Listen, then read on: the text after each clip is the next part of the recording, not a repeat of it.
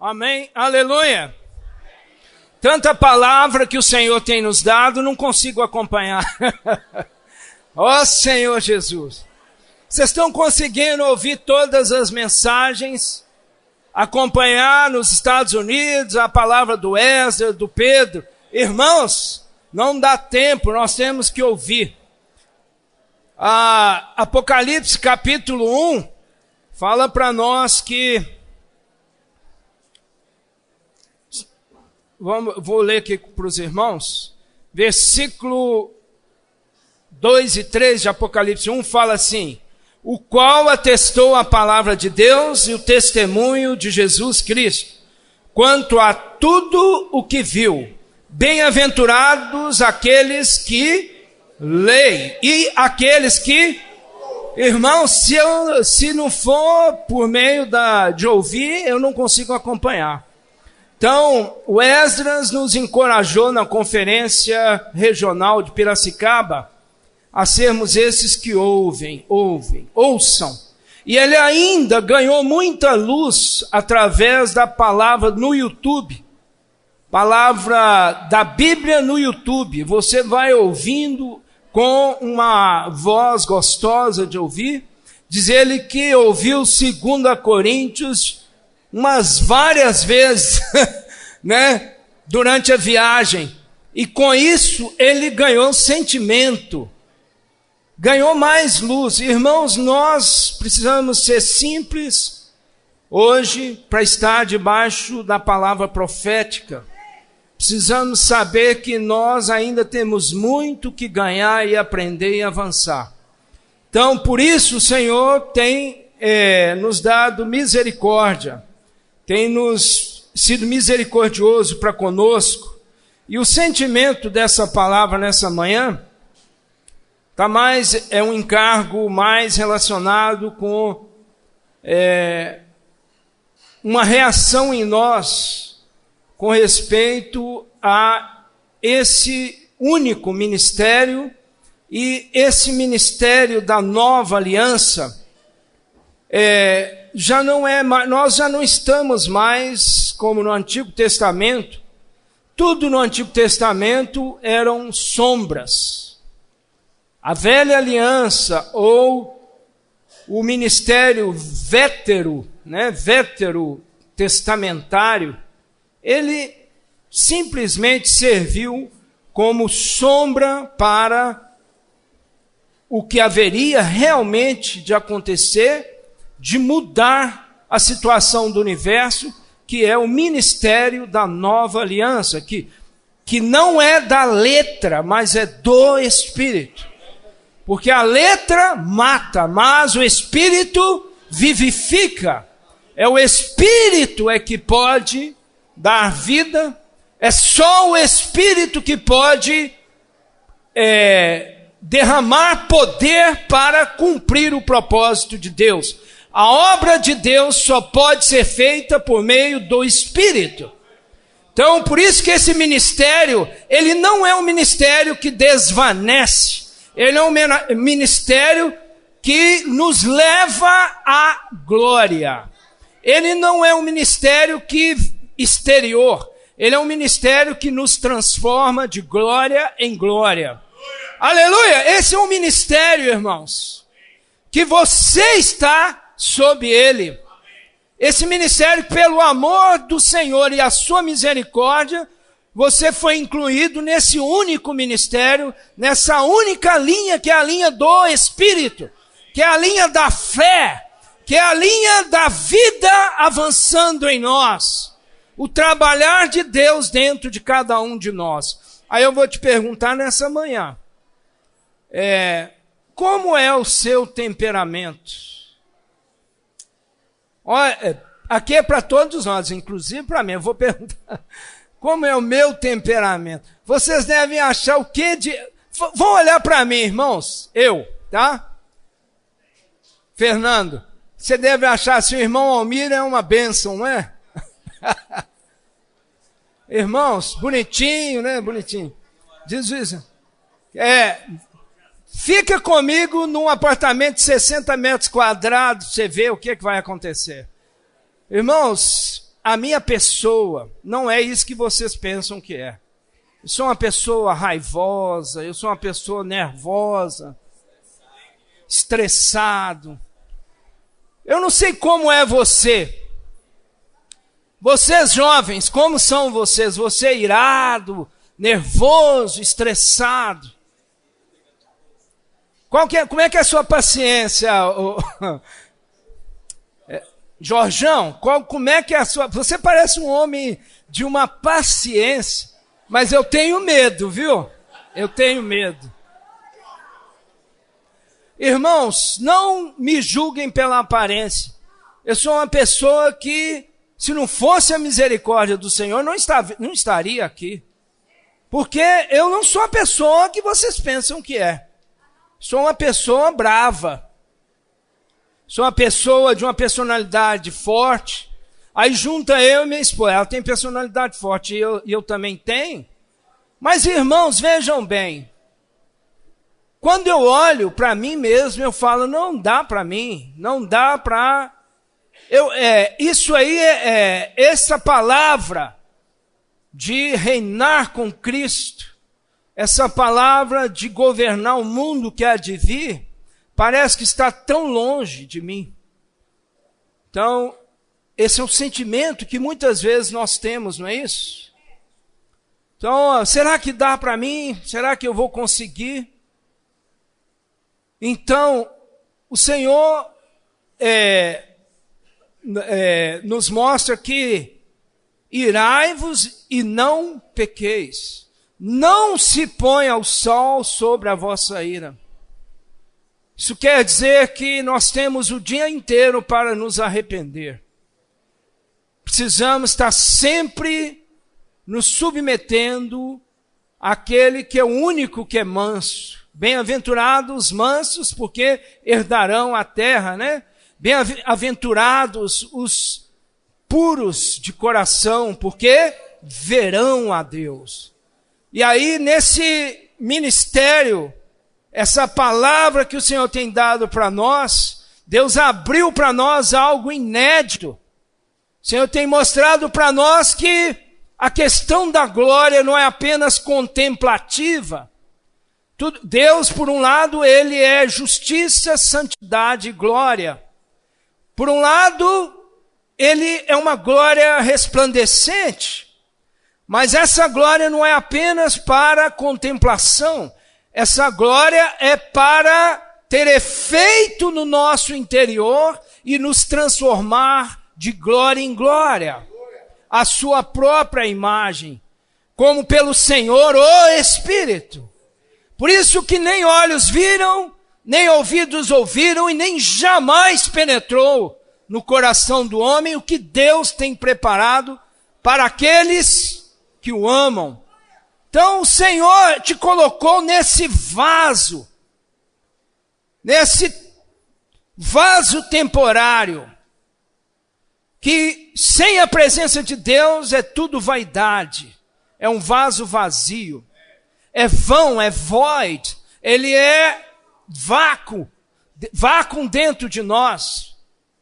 Sem Cristo, que é a única que é a realidade do universo, sem Cristo que é o Espírito da realidade, sem Cristo que é a única verdade do universo, o nosso interior é vazio, nós somos pessoas amargas, pessoas vãs, com pensamentos de sabedoria que perece, e nós não levaremos nada dessa terra. Na realidade, esse tempo que nós estamos aqui é um tempo passageiro, é um tempo muito fugaz. Não tem como levar nem as alegrias conosco. Nada vai ser levado. Por isso, irmãos, Pedro Dong e o Esdras têm nos ajudado muito a entendermos que a glória é o próprio Deus que habita em luz inacessível, habitava em luz inacessível. Mas que alguém quebrou a barreira, introduziu um homem na glória. Aleluia! Então esse homem é o próprio Verbo que se fez carne. Em figura humana, o Senhor Jesus 100% homem. Até mesmo chamado, não é ele o carpinteiro, filho de José ali, de Maria, que irmão de Tiago e etc, e as suas irmãs ali, um homem andando na terra aqui, mas esse homem, ele venceu o mundo, ele venceu o pecado, ele venceu as tentações do diabo, ele destruiu as obras do diabo. Então é só nele que nós podemos ser introduzidos na glória. Deus correu um sério risco de que alguma coisa acontecesse com Jesus e que até mesmo o seu corpo, que é ele passou pelo corpo vendido pelo pecado, ele passou pelo corpo, esse corpo que que se tornou carne. O Senhor, ele experimentou a carne, mas ele destruiu o pecado na carne. Eu não tenho essa capacidade, eu não consigo vencer. E aí nós temos um modelo para nós, um homem que parecia um super-homem quando se converteu, que é o apóstolo Paulo. Parecia um super-homem. Ele até mesmo tinha um ego forte, ele até mesmo se gabava. Ele era judeu dos judeus, fariseu dos fariseus. Ele foi criado aos pés de Gamaliel, irrepreensível. Ele se achou, ele disse irrepreensível, segundo a lei. Mas aí isso tocou bastante no coração do Esdras, que na mensagem 23 de Piracicaba, ele mostra para nós, sabe, irmãos, Paulo, na primeira carta aos Coríntios, ele foi incisivo, bateu forte, ele admoestou, porque ele tinha muita intimidade com aquela igreja que ele gerou. Ele ali então abre, os coríntios tiveram essa oportunidade de conhecer Paulo na sua humanidade, totalmente colocando o seu coração. E aí na primeira carta ele julga vários aspectos. A igreja em Corinto era uma igreja muito abençoada, tinha muitos irmãos inteligentes, irmãos de capacidade, irmãos conhecedores da palavra, mas era uma igreja com muitos problemas, com muitas dificuldades, com muitas questões humanas, com muitos problemas psicológicos, problemas de saúde, problemas mentais. Era uma igreja também bastante complexa, bastante complicada. Mas graças ao Senhor que Paulo, então, na sua segunda carta, ele rasga o coração dele. Ele mostra que ele também não é aquela pessoa, aquele super-herói. Ele era um homem que cheio de fraquezas, não é isso? Aquele Paulo que criado aos pés de Gamaliel, tá certo? Esse mesmo Paulo ali, ele chegava a momento ali em 2 Coríntios capítulo 1, que ele mesmo, ele confessa para os coríntios, ele abre o coração para os coríntios, que ele sente que ele chegou a ponto de desejar a própria morte. Hoje, muitas pessoas, nós mesmos, estamos passando, irmãos, por muitas tribulações humanas, diárias, né? Nós temos crises de todos os tipos, crises humanas, existenciais. Nós que estamos vivendo a vida da igreja, né? Temos crise no casamento, crises financeiras, temos crises emocionais, não é isso? Todos nós temos as experiências que parece assim que, como é difícil chegar, né, completar a carreira. Mas graças ao Senhor, né, Paulo mostra os conflitos na igreja em Corinto. Paulo mostra para nós, né, que ele também, apesar da sua pessoa, de um caráter tão forte, de um ego tão forte, ele também era alguém que, ele fala assim, quem não enfraquece, como é que é? Quem não enfraquece, que eu também não enfraqueça. Não é isso? Ele em Romanos capítulo 7, ele fala, miserável, desgraçado homem que sou. Essa palavra, né, se tornou pejorativa aí mas é essa palavra que está escrita ali na tradução correta, miserável homem que sou. Eu quero fazer algo, mas eu não consigo. Isso quer dizer, irmãos, que hoje mesmo com toda essa experiência que nós temos da nossa tribulação diária, né?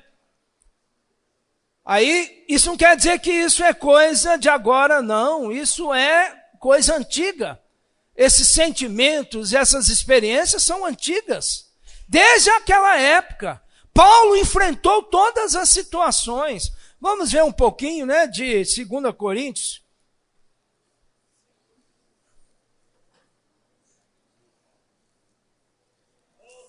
Ele fala assim,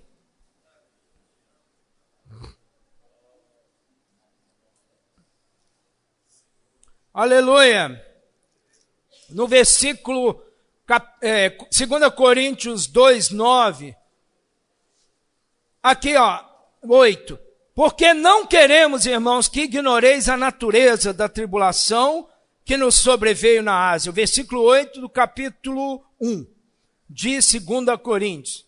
Porquanto foi acima das nossas forças, a ponto de desesperarmos até da própria vida. Contudo, já em nós mesmos. Então Paulo estava numa época que tudo que fazia cheirava morte. Para ele tudo era o resultado, eu prefiro morrer. Né? Teve aquela experiência dele que ele foi perseguido e desceram num cesto. Ele vivia fugindo, né? Sempre a morte rondando a vida do apóstolo Paulo. Aquele apóstolo Paulo que foi duro com João Marcos, que discutiu com Barnabé, não é isso? Aquele apóstolo Paulo ali, aí no final já da sua vida, ele se torna um homem quebrantado, não é isso? Irmãos, quando alguém é um vaso adequado, quando a gente diz, você é uma pessoa que se irrita, que tem uma personalidade forte, que o seu ego é forte, assim como o meu, né? Quando você é assim, isso não quer dizer que Deus não vá te usar, porque Deus quer jovens que sejam vasos íntegros. Às vezes nós somos duros, mas o vaso é adequado. Deus precisa de vasos adequados. Paulo, a despeito da sua natureza competitiva, da sua natureza, seu caráter duro ali, apesar disso, ele era um vaso que Deus iria agora trabalhar. Trabalhar nele, para quê? Para se tornar um homem quebrantado. E aí um homem quebrantado, debaixo da visão da palavra profética, se torna perfeito para ser usado por Deus. Para nós sermos usados, irmãos, nesse ministério, a melhor coisa é que nós tenhamos muitas experiências de quebrantamento. Precisamos de muita pressão, aflições, mas isso tudo é para que nós vejamos que Deus quer trabalhar em nós, trabalhar a nossa pessoa. Isso quer dizer que você é um bom vaso, mas Deus quer trabalhar em você. Aleluia!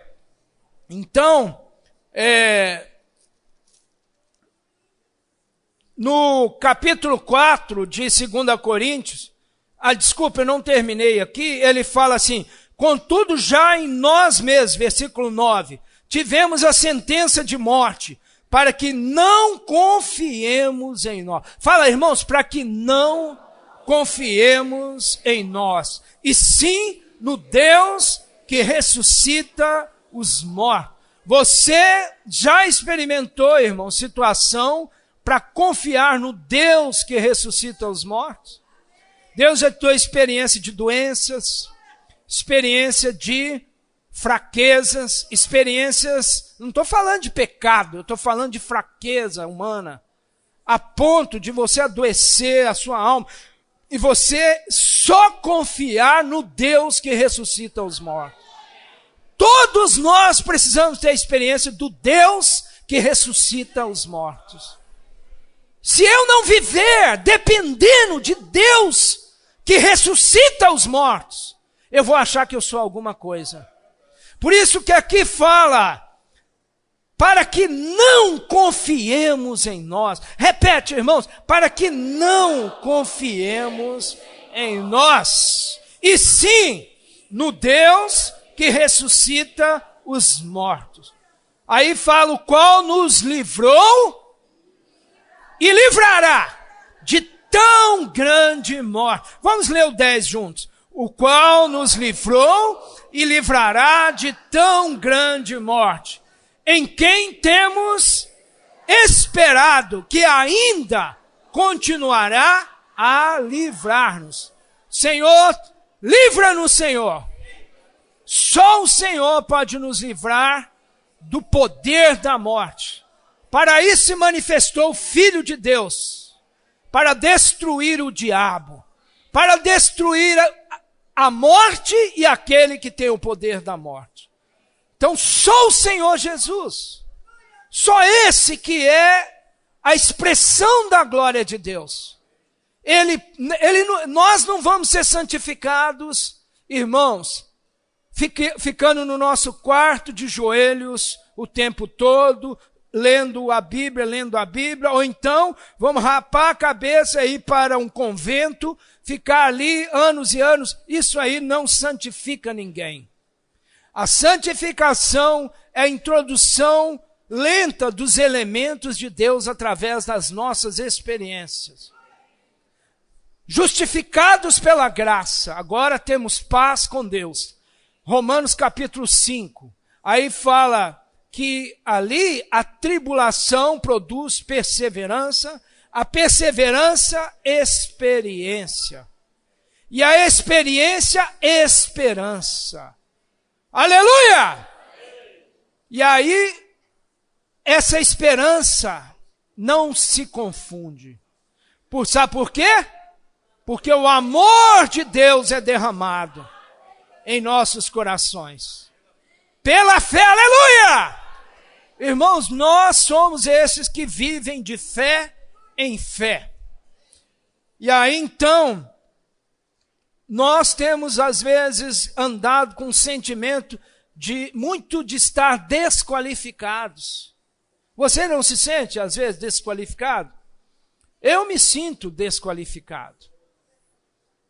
De uma hora para outra muda, porque aí eu invoco o nome do Senhor, entro na presença do Senhor e aí o Senhor me encoraja. Mas a cada dia, a cada momento, nós temos experiências, não é isso? De nos sentirmos desqualificados.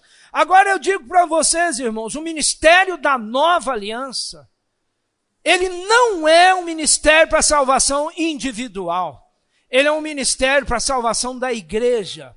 Ele é um ministério para trabalhar em nós coletivamente. A santificação é coletiva.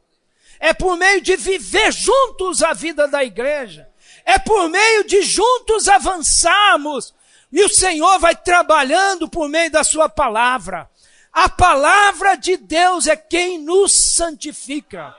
Santifica-os na verdade. A tua palavra é a verdade. E aí essa palavra vai lavando a velhice, vai removendo as rugas, vai tirando, lavando-nos das obras mortas, vai nos tirando dos sentimentos, vai renovando. Por isso que reunir é algo difícil, é uma luta reunir. Por isso, irmãos, cada reunião é uma luta espiritual. Por isso que não é fácil. Tenho certeza aqui que um grande número dos irmãos, cada reunião de sábado à noite, você vai arrastado, ou então você leva alguém arrastado. Você pega pelo cabelo, praticamente, espiritualmente falando. Você carrega aquilo ali e leva moribundo mesmo. Você trôpego, mancando e puxando o outro ali, é ou não é verdade? São as reuniões da igreja para a palavra ministerial. Graças a Deus, irmãos. Graças a Deus que hoje não existe super-herói na vida da igreja. Todos nós estamos avançando juntos. Aleluia! Por isso que Paulo fala, não é isso? Aqui, olha, no capítulo 4, versículo 7.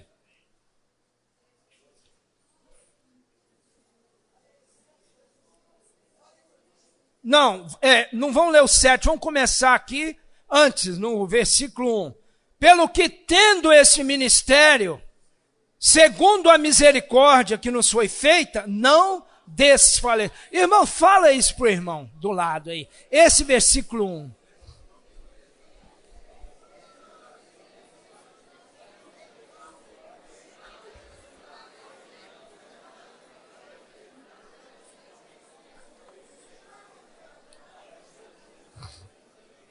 Aleluia! Irmãos, tem que ficar muito claro para você. Você é parte deste ministério. Você está introduzido neste ministério, nesse único ministério. Você é um ministro nesse ministério. Por isso que 2 Coríntios, esse encargo, precisa impactar você e eu. Nós estamos no ministério que é o ministério da nova aliança. Aleluia! E aqui ele diz que não desfalecemos. Eu não desfaleço. Fala assim, eu não desfaleço. Não desfalecemos. Aí o versículo 2. Pelo contrário, rejeitamos as coisas que por vergonhosas se ocultam, não andando com astúcia, nem adulterando a palavra de Deus. Antes, nos recomendamos à consciência de todo homem na presença de Deus, pela manifestação da verdade. Aleluia! Por isso, irmãos, a palavra do Senhor profética, ela te faz andar na verdade. Ela te santifica na verdade. Ela te faz andar na realidade. Não importa se você contatar um crente ou um incrédulo, eles vão ver que você anda na realidade, que você está na verdade. Aleluia! E aí, mas se o nosso evangelho ainda está encoberto, é para os que se perdem que está encoberto. Irmãos, existem filhos de Deus e existem filhos do diabo. Isso nós não podemos ignorar. Mas o nosso evangelho, cada momento onde vamos, as pessoas têm que perceber que nós andamos na verdade. Que nós estamos no Senhor. E sabe o que acontece? Seja professor, seja doutor, seja padre, seja cristão, seja pastor, o Senhor vai te levar a passar para ele uma palavra que o introduza na verdade. Ele vai fazer com que você passe um livro, você passe um jornal, ele vai fazer com que você leve-o a invocar o nome do Senhor. Irmãos, porque você invoca o nome do Senhor. E você está andando na verdade. Então, quem você contatar, se for uma pessoa maligna, uma pessoa que já declarou, se candidatou para o lago de fogo, essa pessoa vai encher o olho vermelho, não vai invocar o nome do Senhor, vai sair fumaça no ouvido, no nariz dele, e você vai falar, sai de reto Satanás, você vai falar assim, olha, Jesus é o Senhor. Isso aconteceu com você? Você tem que falar, ó, Jesus é o Senhor. para o inferno, para o abismo, Satanás. Aí você tem que ter esse espírito, porque você tem o poder do Senhor no seu espírito. Você já tem a unção do Senhor. Aleluia! Mas as pessoas que desejam, que querem, estão abertas, você pode orar com elas. Você pode levá-las para o quê? Para o consolo, para o Espírito Consolador, para o poder do Espírito da realidade. Pode trazê-lo para essa esfera. Aleluia! Então, vamos ver aqui, 4. Nos quais o Deus deste século cegou o entendimento dos incrédulos para que lhes não resplandeça a luz do Evangelho da glória de Cristo, o qual é a imagem. O Evangelho hoje, agora está super claro. Mateus 24, 14 fala: e será pregado este Evangelho do reino até os confins da terra, ou em toda a terra habitada, até o final do mundo, né? Em todo lugar desse mundo. Que evangelho é esse? Esse evangelho o Senhor tem falado por meio dos irmãos que estão à nossa frente. Esse evangelho é o evangelho da glória de Cristo. Aleluia! Que é a imagem de Deus. Cristo habitava em glória. Ele é o centro de tudo que Deus é. Tudo foi feito por meio dele, para ele. Sem ele, nada do que foi feito se fez. A vida estava nele e a vida era a luz dos homens. Tudo foi criado por meio dele e para ele. Ele é o resplendor da glória de Deus. Mas ele não usurpou ser igual a Deus, antes a si mesmo se esvaziou. Por um breve tempo, ele foi feito menor que os anjos. Por breve tempo. Aleluia! Mas aí então ele cumpriu a obra do Pai. E aí então ele foi destruiu as portas do inferno. Tomou a chave da morte. Aleluia, que você foi introduzido na ressurreição de Cristo. Você não tem que temer a morte. Ele é aquele que tem a chave da morte. Irmãos, o seu destino, assim eu posso falar com toda garantia aqui.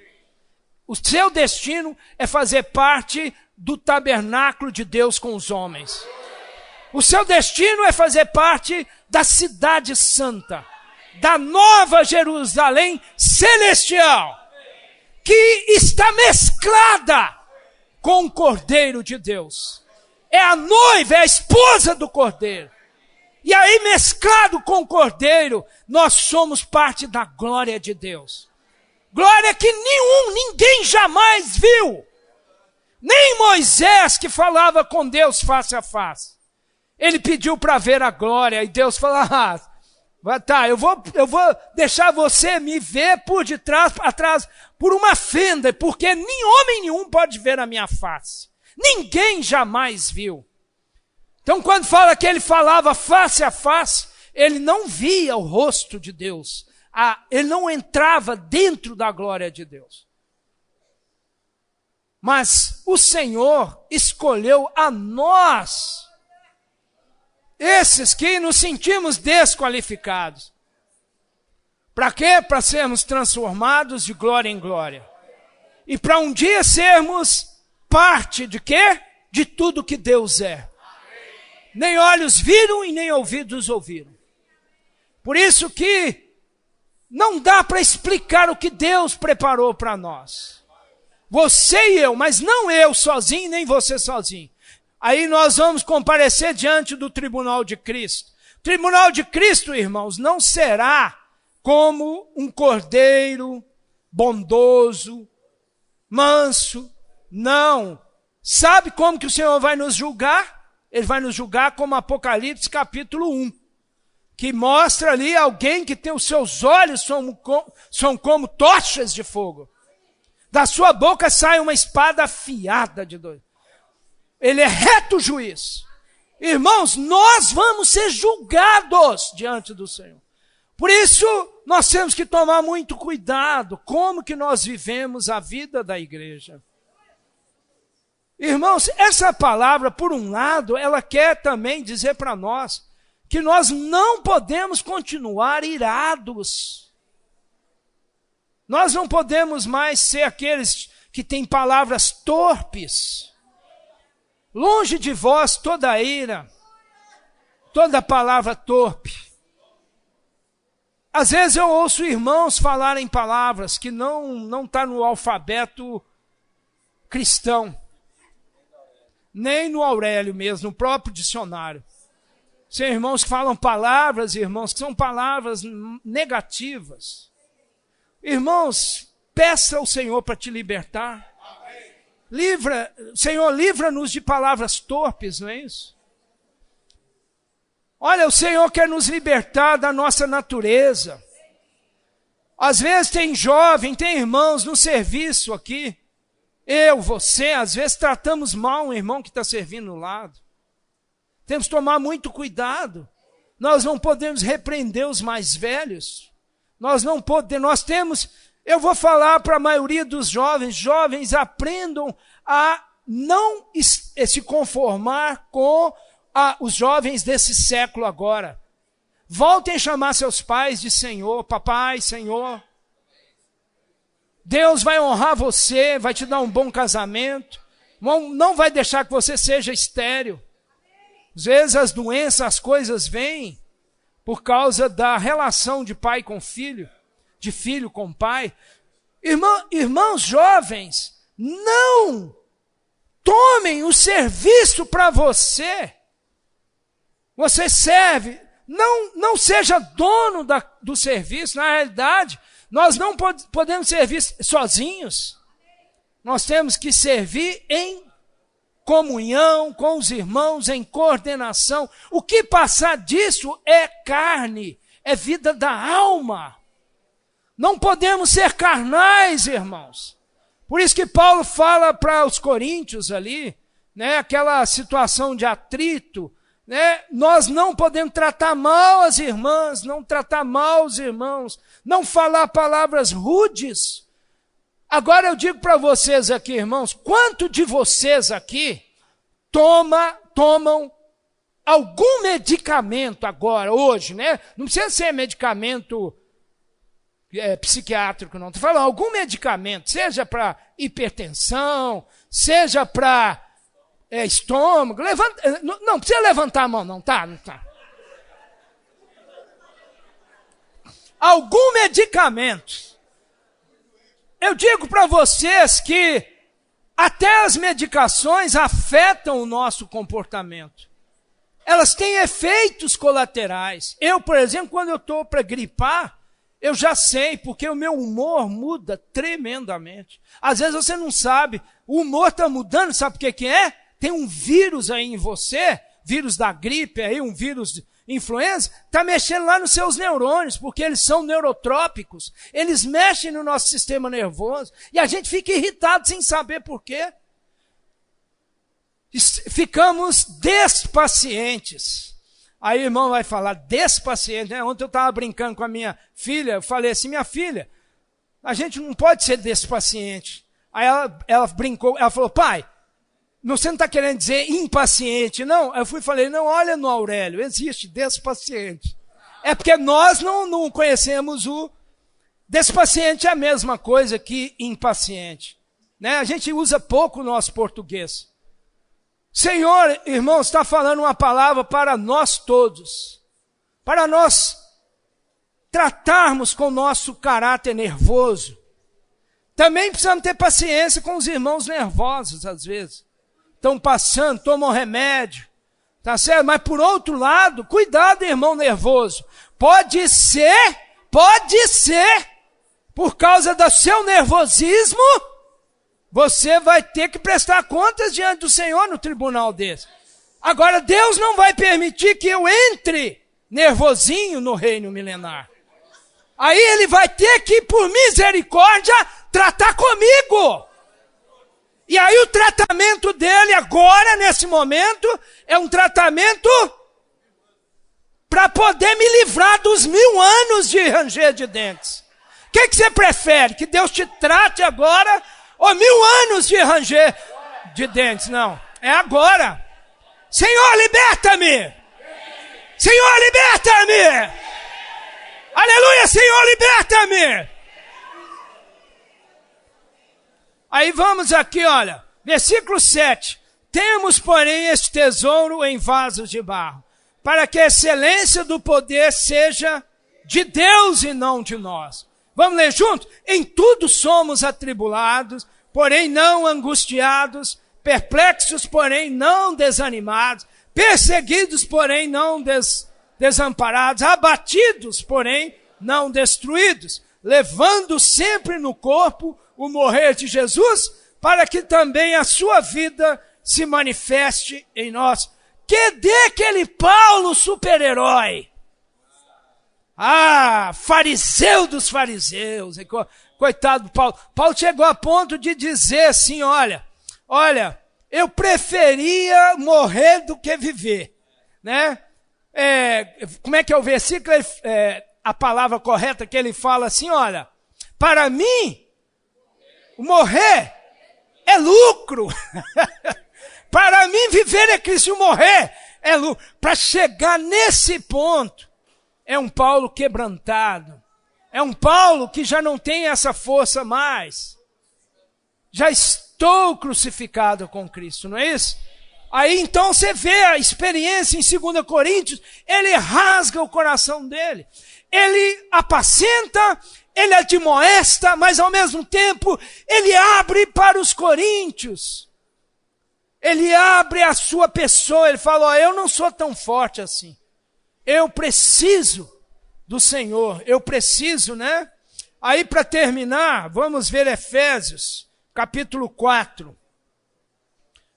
Versículo 1, rogo-vos, pois eu, prisioneiro no Senhor, que andeis de modo digno da vocação a que fostes chamados, com toda a humildade e mansidão, com longanimidade, suportando-vos uns aos outros em amor. Estou lendo Efésios capítulo 4. Aí vamos ver o versículo 3.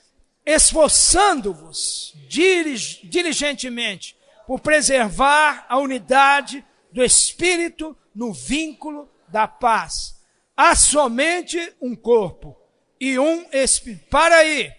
Aí vocês vejam, já falamos antes, que aqui Paulo está falando, quando nós nos esforçamos diligentemente por preservar a unidade, e Pedro Dong tem nos mostrado que a oração do Senhor Jesus em João 17 é para que sejamos um. Esse é o desejo do Senhor. Isso é a verdadeira igreja, é aquela que expressa a unidade, é aquela que vive a experiência da unidade, aquela que está na base da unidade. Salmo 133, quão bom e agradável é viverem unidos os irmãos. É como o óleo precioso que desce sobre a cabeça e desce pela barba de Arão. Né? Aí fala que ali é como o orvalho dos montes de Sião. Ali o Senhor, nessa unidade, Ele derrama Ele ordena a sua bênção e a vida para sempre. O segredo é ser um com os irmãos. O segredo não é brigar com os irmãos, o segredo é ser um com os irmãos. O segredo, irmãos, é nos esforçar. E aí a visão principal é a do corpo. Podia falar, eu preciso exercitar o Espírito e ver mais o Espírito. Não. Ele começa falando assim, esforçando-vos diligentemente por preservar a unidade do Espírito no vínculo da paz, há somente um corpo, ver a igreja, ver o corpo. E aí nós vemos as questões da unidade, né? E aí no versículo 11, ele mesmo concedeu uns para apóstolos, outros para profetas, outros para evangelistas e outros para pastores e mestres. Aí eu falo, irmãos, não cobrem um do outro, não fica cobrando do Jorge Monteiro aqui, Jorjão. Vai cobrar do Jorge, ô Jorge, né? Eu não te vejo fazendo isso, fazendo aquilo, não vamos cobrar do Jorge. Sabe por quê? Eu não sei o que o Jorge está fazendo, eu não sei se ele tem um viver de oração por mim. Às vezes o meu ministério, o meu encargo, ele está caminhando, é porque esse irmão está me sustentando. Irmãos, nós não podemos fazer nada de nós mesmos. Não vamos cobrar. Não vamos cobrar. Deixa que o Senhor chama. Deixa que o Senhor, Ele mostra. Você não pode ficar com seu dom parado. Você não pegar seu talento e enterrar. Deus precisa exercitar. Você precisa exercitar seu talento. Só que nós não podemos julgar e nem cobrar. Sabe por quê? Porque tem aqueles irmãos que trabalham muito e têm encargo de ofertar muito. Você nem vê. Fala, aquele irmão não exercita o espírito, não vejo ele nas reuniões. Esse é o irmão que está trabalhando e que está ofertando, está dando maior sustentação para a obra do Senhor. Irmãos, nós sempre tem aquele que oferta carro e você não fica sabendo. Tem aquele que oferta apartamento e você não fica sabendo. Tem aquele que está ofertando. Por isso, irmãos, não podemos sequer pensar em cobrar. Agora, uma coisa eu falo para vocês, o meu encargo, meu sentimento, eu tenho muito encargo, amor, sentimento pelos colportores e pela obra da colportagem. Eu tenho muito sentimento pela colportagem. Meu coração, ele, quando eu lembro dos irmãos colportores, sabe por quê? Porque bem-aventurados os que leem. Então, isso quer dizer que a igreja, nós estamos no ministério, no único ministério, nos posicionamos nesse terreno da unidade. Mas, como o Pedro falou, nós não seremos muitos. Então, como que o Senhor vai levar essa palavra do reino até os confins da terra? Por meio da obra missionária da colportagem. Porque para mim, missionário e colportor é a mesma coisa. Para mim, quem sai para pregar a palavra, que vai para o norte de Minas, vai para as regiões, para mim são todos o quê? Colportores. São missionários, são enviados do Senhor, são apóstolos de Cristo. Então eu sinto que nós precisamos dar maior suporte a esse encargo. Precisamos orar por esse encargo. Orar pela obra da literatura. Aí às vezes eu fico com picuinhas ou com mixaria, medindo o valor de preço do alimento diário, ou preço de livros e etc. Eu não consigo ler tudo. Isso, aquilo. Não! O Senhor precisa semear, porque eu e você não daremos conta de levar esse reino. Tem que ser por meio da semente, por meio de espalhar tudo que nós temos. Jornal tem que espalhar, panfletos tem que espalhar. Amém, irmãos? Aleluia! E aí então, diz o seguinte, aquele versículo que nós lemos para terminar, com respeito a versículo 15, né?